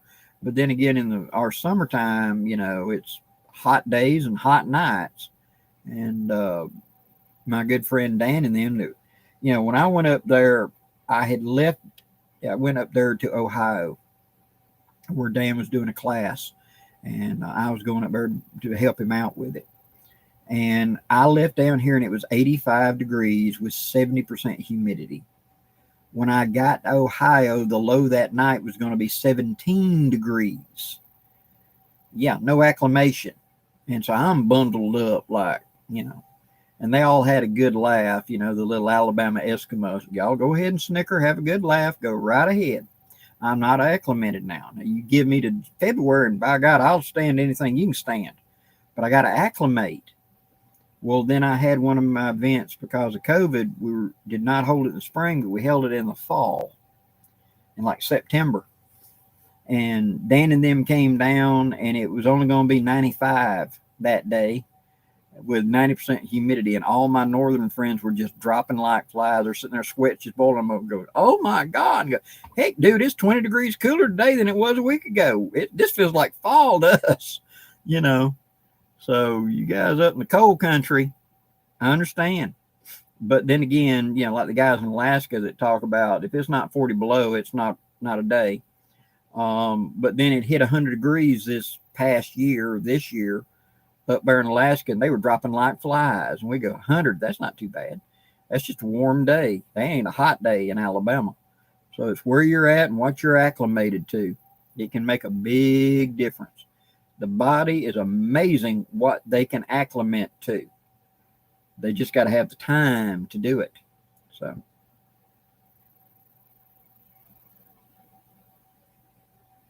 What about the Helco camp axes? Good axes. I have one. And they do very, very well. And I'm very happy with mine.